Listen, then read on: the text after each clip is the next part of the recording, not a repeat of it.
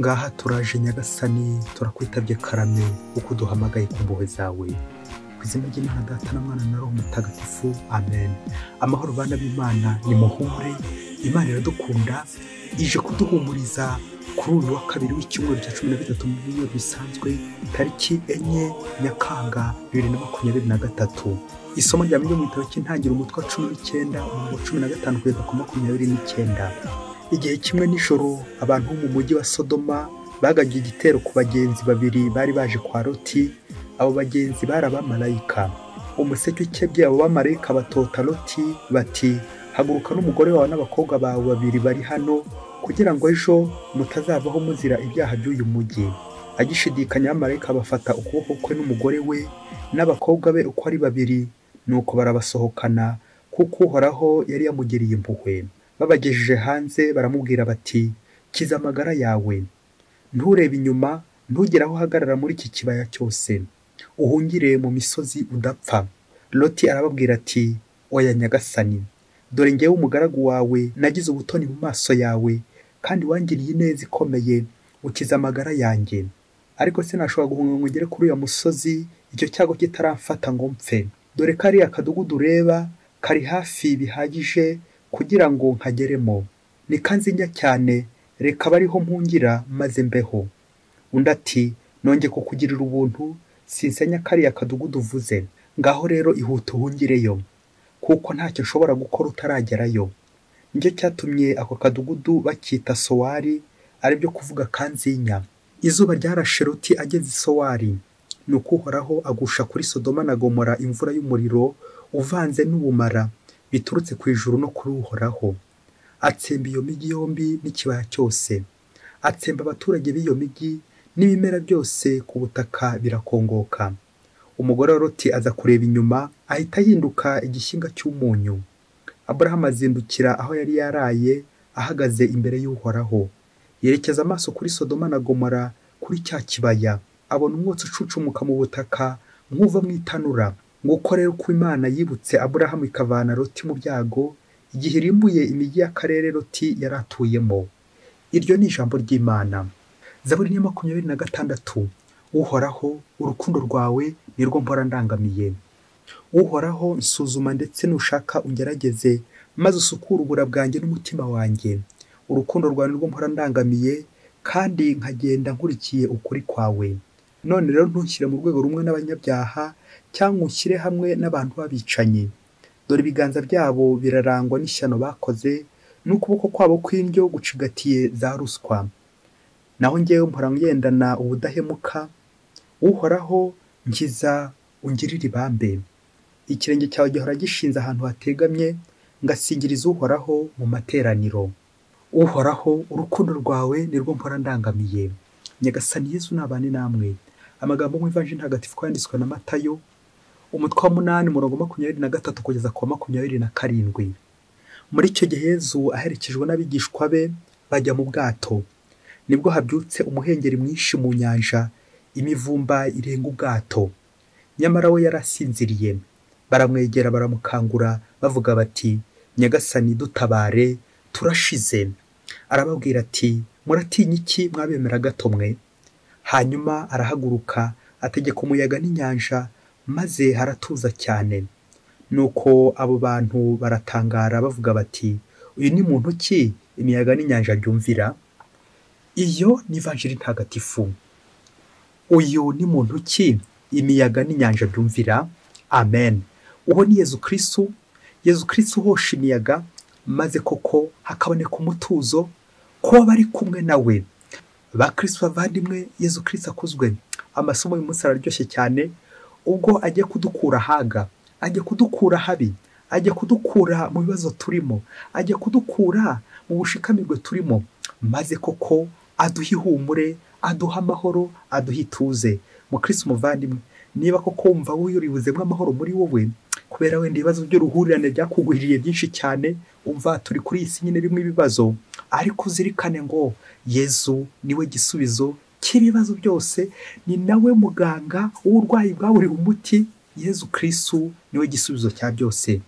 Amasomo y'umunsi koko araduha ihumure, ubwo tujye kuzirikana ku ngingo igira iti, Yezu ni igisubizo. Mukristo muvandimwe, wigeze uhura na Yezu Kristo mugahura koko mukaganira? Akenshi uzasanga Yezu Kristo akunze kuza mu gihe cy'ibibazo, akaza mu gihe cy'amaga, akaza mu gihe cy'akababaro, akaza mu gihe kigoranye cyane. Aje kugira ate? Aje kugutabara hahandi bari bagutabye, nuko agakuzahura, agakurohora, akaguhumuriza maze ugahumura. Ubu Kristo ihumure rya Nyagasani. Nawe ndakwifuriza kuza kuva aha ngaha wahumuye ubu Yezu, ufite ihumure rya Nyagasani, watuje, umutima wawe utuje. Yezu ni igisubizo, igisubizo cy'ibibazo bya buri bisubizo. Yezu waba ahari. Turabona mu isomo rya mbere imijyi ibiri, Sodoma na Gomora, bigomeka kuri Uhoraho. Muri iyi mijyi nanone umumarayika wa Nyagasani yari yayisuye, hari harimo ngo abamarayika babiri. Nuko rero ngo muri iyi mijyi bari inkozi z'ibibi, abantu baho bari barahindutse inkozi z'ibibi, hagasigaramo intungane ari we Loti. None Nyagasani gushaka kumurokora, ariko biragoye. Ariko nubwo bigoye, ibintu byose bidashoboka, ku Mana ho birashoboka. Ibyaha byaberaga muri Sodoma, ubukozi bw'ibibi, ubuhabara, ubusambanyi ndetse n'ubutinganyi, kugeza n'ubwo koko bashatse gufata abamarayika bari kwa Loti. Unyumvire nawe mubyeyi, ariko Uhoraho koko mu gihe koko iyi mijyi agiye kwirimbura, akaza kwibuka ko hariho intungane, Imana igiye gushakisha ibisubizo byose, maze koko ize kurokora intungane ari we Loti. Ukuntu Imana inyura hirya no hino, ikanyura ibumoso ikanyura iburyo, ishakisha iyo ntungane kugira ngo yirokore ari we Loti. Turumva mbere na mbere abamarayika bamufata akaboko mu gihe yabonaga bidashoboka, kuko yabonaga kuko bigiye kurangira, ariko abamarayika bakamufata akaboko, we n'umugore we n'ibyo byose, n'abe bose, we n'umugore n'abana be, ibyo byose. Nuko rero bakamuhungisha. Imana ikaguhungisha ubwayo ikoresheje umumarayika wayo, babandi baturinda, wa muntu ushobora kuza kugenda akatujyana, akaduhungisha, akaducikisha, tukagenda, agatwambutsa. Uwo ni umumarayika wa Nyagasani. Aha kabiri tuza kubona Imana yagobotse Loti, ni ukugoragoza. Imana iragoragoza impande zose. Ubwo Loti hari igihe cyageze akavuga ati noneho birarangiye, sinshobora kugeraho nahungira. Nuko rero haza andi mahirwe ya kabiri, guhungira kuri Sohari. Nuko harabwira Loti ati ngaho yihute uhungireyo. Ako kadugudu ka Sohari, ahantu hato bishushanya ko Nyagasani naho hose hashakira inzira. Nyagasani afite inzira nyinshi cyane, afite ibisubizo igihumbi, ibisubizo byinshi cyane, kuko agukunda. Ibyo byose Nyagasani rero abikorera kugira ngo akwereke ko agukunda. Akabya bindi ngo bihiriye mu nzu apfunda imitwe hose. Nta nibyo koko Loti akoze, ari gupfunda imitwe hose, ariko Nyagasani n'ubundi bari kumwe. Ibyo byose Nyagasani ari kumugira no kugira ngo mwereke ko bari kumwe, koko agiye kumurokora ku neza ye. Byose Imana ibikorera urukundo. Nta nibyo muri ibyo Zaburi agarutseho, atwereka ko Imana ariyo buhungiro bwacu, kandi koko niyo dufata akaboko, niyo bwegamo bwacu. Imana byose bikora kubera urukundo. Ubwo bagize bati Uhoraho, urukundo rwawe nirwo mpora ndangamiye. Amen. Bakristo bavandimwe, nta kintu Imana ikora itazi n'impamvu yacyo.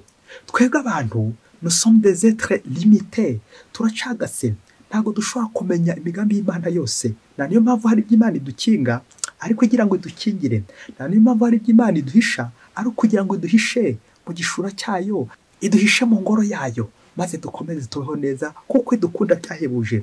Uyu munsi turumva Yezu Kristo nawe nanjye kuvuga duhisha, akaduhishiwe koko.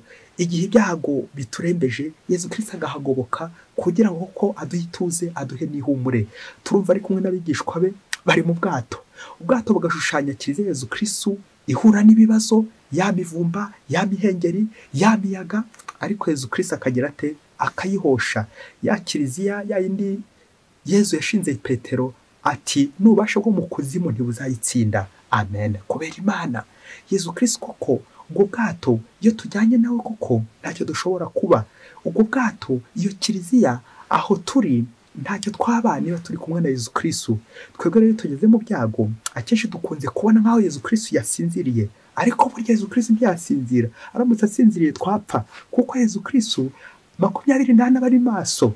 Wowe rero ni wowe ubona ko yasinziriye, naho ubundi Yezu Kristo ntashobora gusinzira, ntashobora na rimwe kubura mu buzima bwacu. Icyacu ahubwo nitwe tubura.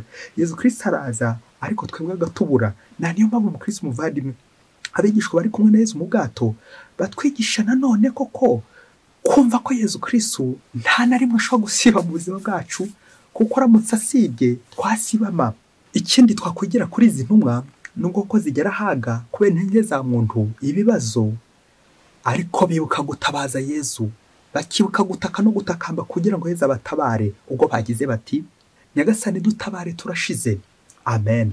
Bakristo bavandimwe, wowe yuhuye n'ibyago, ibibazo, ibitotezo, dore ko uyu muyaga, iyi mihengeri, iyi mivumba ishushanya ibyago byose duhura nabyo hano ku isi, ingorane z'ubuzima, ibibazo bidafite ibisubizo, ibitotezo, agahinda, inzara, uburwayi bwabuze umuti, bwabuze gukira, n'ibintu byinshi cyane byagiye bitunanira. Aho ngaho nawe ugiye ukagutabaza Yezu, aha bikanyigisha uruhare rwanjye nanjye mu mukiro wanjye, nkabanza nanjye nkagira uburyo ntabaza Yezu, nk'aba bigishwa koko bananijwe n'ibibazo, ibibazo by'imivumba mu bwato, bagiye kurohama, bakibuka gutabaza Yezu. Mukristo muvandimwe, ujye ubanza uvuga uti Yezu ntabara, utabaza Yezu kugira ngo gutabare, gutabaza Yezu kugira ngo utaza kugwa, mukomeze mugendane mukorane urugendo. Icyo ni cyambere ko haba harimo uruhare rwawe nawe mu mukiro wawe. Icya kabiri nanone ugushaka kwa Yezu, uruhare rw'Imana mu mukiro wawe nani rwo rukomeye cyane. Nyine za ntambwe 99 Yezu Kristo atera, nawe ateye agatambwe kamwe nuko bikaza guhura byose ari 100, ubundi ko ukabona ihumure.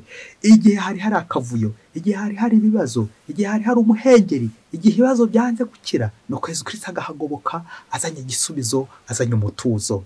Ngo hanyuma Yezu Kristo arahaguruka amaze kumutabaza, ategeka umuyaga n'inyanja maze haratuza. Amen, amen, amen. Ngo Yezu Kristo igisubizo, ngo Yezu Kristo uhosha imiyaga, ngo Yezu Kristo uhosha ibibazo, bya bindi byaburi ibisubizo, Yezu Kristo akabibonera iki? Akabibonera igisubizo. Kubera iki? Kuko dukunda twese. Mukristo muvandimwe, icyambere nawe nuhura n'ibibazo ugiye ukagutabaza, ahasigaye Yezu Kristo niwe mutabazi w'ukuri, niwe uzagutabara, niwe uzakurengera. Yezu Kristo afite inzira igihumbi yakurokoramo. Muri aka kanya tugiye gukora umwitozo. Hari ibibazo byinshi koko wasanga biri mu buzima bwawe nawe byabura ibisubizo, uze gutaha uvuga uti ko biri kose Yezu Kristo nanjye aranzi, azi icyo yanteganyirije, turi kumwe nawe. Icyambere mukristo muvandimwe, ibibazo byose uzajya uhura ngiye uvuga uti ariko ubu ndacyari kumwe na Yezu Kristo. Ngo umunsi umwe umwana witondaga cyane, ngo yumviraga ababyeyi cyane, ngo yaravuye ku ishuri, avuye kwiga. Urumva iyo umuntu avuye ku ishuri abananiwe akenshi, nuko ageze mu rugo ngo asanga nta mazi bafite, ubwo abanyarukiye ku ruzi kugira ngo ajye kuvoma. Wa mwana koko urumva avanye inzara ku ishuri, avanye ibibazo ku ishuri, ntarakora n'umukoro mwarimu yamuhaye, ahitira ku ruzi kugira ngo avome koko baze kubona icyo bararira, baze kubona icyo batekesha. Nuko ngo wa mwana yarafite imico myiza koko, ababyeyi koko bamukunda, kandi nawe koko yibwiriza, umwana wibwiriza. Nuko ngo ageze ku ruzi aravoma, amaze kuvoma uko ashaka kwikora kugira ngo atahe ajyana amazi mu rugo. Nuko mu gihe agiye kwikorera ya jerekani kugira ngo atahe, agiye kubona abona intare irasamye ije koko yahoreye igiye kumurya. Wa mwana neza neza agira ubwoba, yibaza ukuntu agiye kuva mu menyo y'iyo ntare kandi koko aratwaye. Nuko muri ako kanya banza yarahise ashyira ibido hasi, ako kanya ahita abona igiti cyari kiri aho ngaho, ngo wa mwana arurira. Nuko wa mwana urumva amaze kubona igisubizo kimwe, intare koko ije imwirukaho. Wa mwana amaze kunyurira igiti, bya bindi by'uko nyina w'umutindi yanetse ngo ntiriva, ageze ku giti agiye kureba hejuru, abona inzoka nanone yasamye y'ubumara bukomeye cyane igiye kumuruma. Urumva inzoka izingiye hejuru ku giti, wa mwana ari kuri igiti, yandi nayo iri munsi. Wa mwana neza neza ngo afata ku ishami ry'igiti, yibaza ukuntu agiye kubigenza. Nuko rero agafashe ku ishami y'igiti, ari gushaka kumanukira mu ruzi kugira ngo basi birangire, n'ubundi aho kugira ngo rumwe n'iyo nzoka, aho kugira ngo rumwe n'intare, n'ubundi koko birangiye. Nuko ngo agiye kumanukira mu mazi, agiye kubona nanone abona ingona nanone ibanguye amenyo yayo igiye kumwasaguza. Wa mwana neza neza abura ahantu yahungira, abura ukuntu ngo yabigenza, yibaza igisubizo aho kiza kuva. Urumva hasi hari intare imutegereje yasamye, hejuru nanone ku mutwe we, hafi ku mutwe we hari inzoka nanone, inzoka yasamye kugira ngo murye. No munsi nanone mu mazi hari ingona zasamye nanone kugira ngo zimurye. Ngana utekereza iyo minwa yose yasamye, igiye kurya ako kana koko kamwe gusa, ubu se koko karabakwira gate? Nuko mwana neza neza yihebye neza yibaza ukuntu icyo kibazo kiza gukemuka, yibaza ukuntu agiye gupfa. Uwo mwana koko agira ubwoba bukomeye cyane, yibaza ukuntu biza kugenda. Mu gihe ari kwibaza niba aza kumanuka mu mazi, niba aza gukomeza yurira igiti, niba aza kumanuka akagwa hasi, ibyo bikoko byose byari guhita bimusama. Kimwe cyose cyari kirekeje kugira ngo kimusame. Ngaho nawe mubyeyi, kora uyu mwitozo ushakisha igisubizo, uburyo koko uyu mwana aza kumanuka ahangaha, uburyo ko umwana yarokoka. Biragoye. Nuko ngo mu gihe uyu mwana yihebye neza yabuze uko abigenza, nta gisubizo yari kubona ahangaha, ntacyo ari kwigezaho, ari kunagana hejuru yibaza ibigiye guhakurikira. Nuko ngo agiye kumva, yumva imvura y'amahindi iraguye ikomeye cyane, irimo imiyaga myinshi cyane ivanze n'urubura byinshi cyane bikomeye cyane. Uzi ukuntu byaje kurangira se? Ngo ishami yanzoka yari yizingiyeho, umuyaga warahushye ubundi urayihuha nayo iragwa, ukubita rya shami hasi, yanzoka ririho nayo iragwa. Ngo yanzoka imaze kugwa hasi, ngo intare ihita yifata ako kanya, ihita yasaguza, ihita irya, igenda yihutirya cyane, yihuta iva aho ngaho. Ubwo rero ngo wa mwana amaze kubona ya ntare igiye yitwaye yanzoka mu menyo, nuko wa mwana ngo agira atya ubundi aramanuka kuri cya giti. Ubanza yarafashe ijerekani yaravuye kuvomesha n'iwabo, ahitira iwabo arokoka atyo. Ya ntare ntiyabaye kimuriye, za ngona ntizaba zibukimuriye, yanzoka ntiyabaye kimuriye, wa mwana arokoka atyo kubera Imana. Bakristo bavandimwe, Yezu Kristo akuzwe. Yezu Kristo afite inzira igihumbi ashobora kunyuzamo umukiro we. Wowe icyawe ni ukumwiringira no kumwizera. Ngewe ya miyaga Imana ishobora no kuzana mu buzima bwawe, wowe ukagira ngo Imana ikuguhohotera, wowe ukagira ngo ni ibibazo, ukavuga uti imvura igiye kunyica, imiyaga igiye kunyica, ariko utazi ko Imana iri kugushakiramo inzira, utazi ko Imana iri gushaka inzira kugira ngo koko ikukize, ikurokore. Imana irakoresha inzira zose, uburyo bwose kugira ngo igukize ya miyaga. Mu Kristo muvandimwe, imiyaga mu buzima nayo hari igihe iba ngombwa kugira ngo koko rya shami rize kumanuka hasi, yanzoka rizingiyeho, bya bibazo byari byizingiye hahandi, maze koko bigwe hasi. Wasanga ari bwo buryo nyine Imana yateganyije kugira ngo igire ite, ikurokore, igukize. Icy'ingenzi mu Kristo muvandimwe ni ukudashidikanya kubasha bw'Imana, kuko Imana ntabwo ishobora gusinzira. Yezu Kristo ntashobora gusinzira. Ibisubizo bya Yezu ni byinshi. Yezu ni igisubizo. Nk'uko Yezu Kristo atanga ihumure, agatanga ituze, ibyari birimo akavuyo byose akabiha umurongo muzima kubera impuhwe ze. Hari ibintu bitatu by'ingenzi uzajya ukura mu cyago. Icya mbere, ujye ugikemura nka ntego ya Nelson Mandela uti je ne perds jamais, soit je gagne, soit j'apprends. Ngo iyo icyago cyaje, ibibazo byaje, ngo ntacyo ntakaza, ahubwo ndunguka cyangwa ngahigira, kugira isomo nkura mu byago byose mbuye nabyo. Icya kabiri ku byerekeye n'icyago, c'est la purification. Icyago kiba kigambiye kugira ngo kidusukure, tube intungane nka kurya Loti. Koko Imana imunyuza hariya kugira ngo koko imugirire neza, imuhungishe, no kugira ngo Imana ikomeze imusukure, imugirire neza. Isuku, ubutungane, igihe cy'ibyago nicyo gihe ko ngomba kugororokera Imana, ngacika ku ngeso mbi nyinshi ifite, ngacika ku byaha, ubundi koko ngatunganira Imana.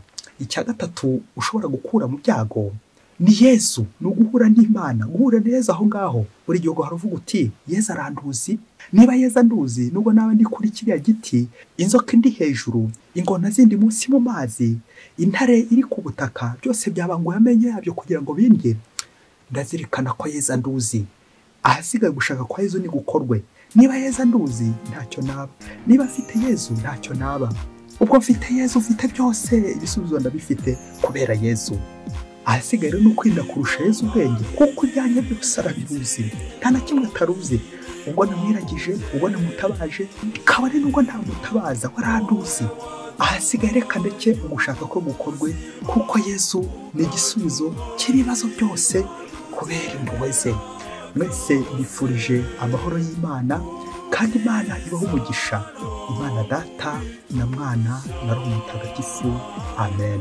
Padiri Masomo Kolandisirasi wa Diyosezi ya Cyangugu.